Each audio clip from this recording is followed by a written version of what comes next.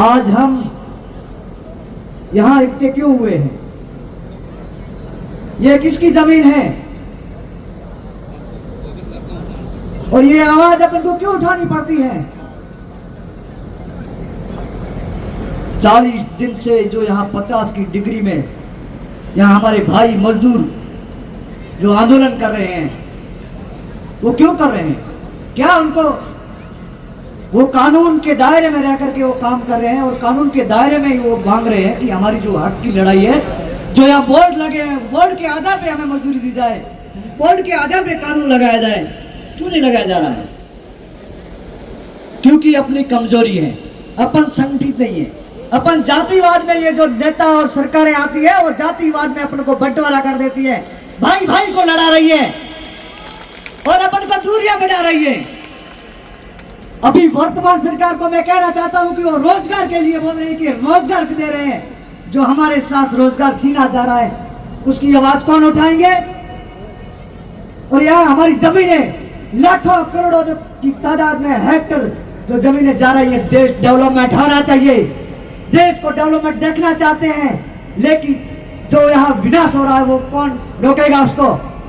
एक पौधा अगर यहाँ लगाया जाता है तो यहाँ सरकार के नुमाइंदे आते हैं और उस पौधे के साथ सेल्फी करते हैं, लेकिन वो पौधा जब लगा करके वो सरकार के नुमाइंदे गाड़ियों के अंदर जब काफिले के अंदर जाते हैं तो उसका बजट भी उसके पीछे पीछे पीछे रवाना होकर के उसके कार्यालय तक पहुंच जाता है, वही समा जाता है और वो पौधा जल जाता है और वहां हजारों की लाखों की तादाद में पर्यावरण को नष्ट किया जाता है। यहाँ कोई पर्यावरण के ऊपर एक भी कार्य नहीं किया जाता है।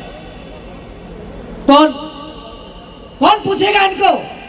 ये जो यहाँ बैठे हुए हमारे बुजुर्ग और यहाँ मेरे भाई, आपको पूछना पड़ेगा और आपको आवाज उठानी पड़ेगी।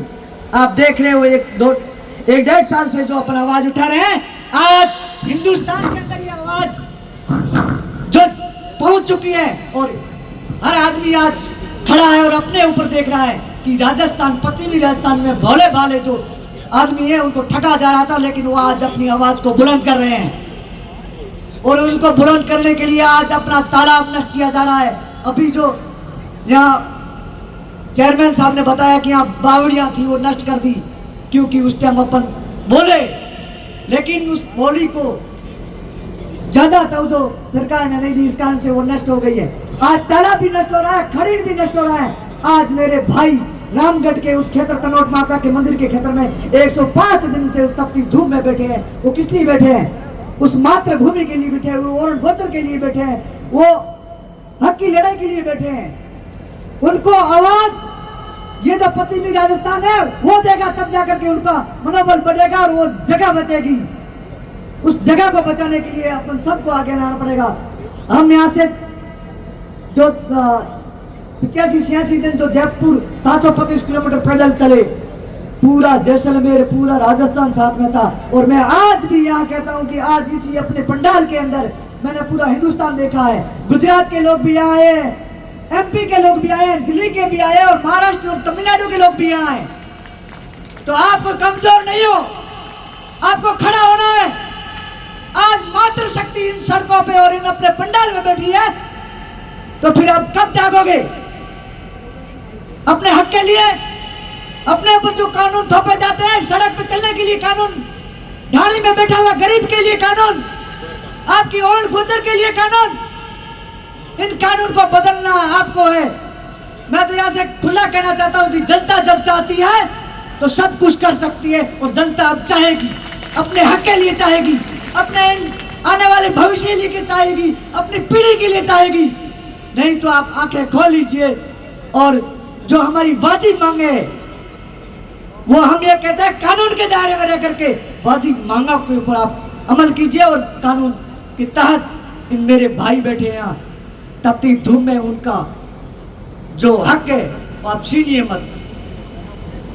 सिर्फ मजदूर नहीं, उनके पीछे परिवार है, उनके पीछे बच्चों का भविष्य है, उनकी पढ़ाई है, वो सब आप इस रोजगार के तहत छीन रहे हैं। मैं धन्यवाद देना चाहता हूं कि जैसलमेर, बाड़मेर और पूरे राजस्थान के अंदर असेंबली में हमारे भाई रविंद्र सिंह ने हर टाइम इस जनता की आवाज उठाई है और हर परिस्थिति में खड़ा होता है। और मैं सभी वर्तमान सरकार को भी कहना चाहता हूं कि आप अंगुलियां मत उठाइए।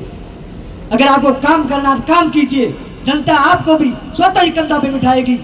अगर अंगुलियां उठाओगे तो जनता अपना हक के लिए लड़ रही है, कोई किसी दूसरे के लिए। कभी भी जैसलमेर और बाड़मेर और बीकानेर पश्चिम राजस्थान की जनता ने अतिथि का आदरमान किया और उनको भोजन करा करके, उनको पानी जल पिला करके वापस भेजा है। चाहे कैसा भी बड़ा नेता आया हुआ तो उनको हमेशा सम्मान दिया है। हमारे सम्मान के साथ में इन बच्चों के साथ में आप कुठाराघात करोगे तो जो इस मातृभूमि के लिए ये जो 36 कौम बैठी है, पीछे कभी हटी है ना हटेगी और आगे भी लड़ती रहेगी। मैं आप भाइयों से और इन बुजुर्गों से कहना चाहता हूं, हमारे पिता तुल्य बुजुर्ग है, आप निसंकोच रहिए।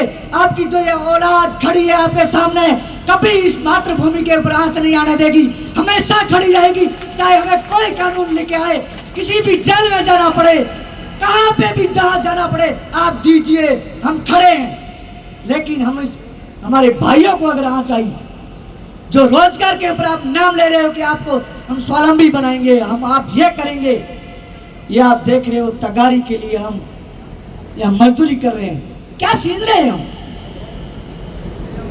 हम आपसे क्या मांग रहे हैं? जो आपका बोर्ड लगा हुआ है उसको बोर्ड के तक मांग रहे हैं। और ये राजनीतिक जो रोकने वाले हैं, खुली चेतावनी, आप किसी को रोक करके किसी जो हमारे माताओं बहनों और इन भाइयों का भविष्य कि नजर न लगे सरकार में बैठे आप गोल बोल बनोगे तो जनता आपको ये कभी माफ नहीं करेगी।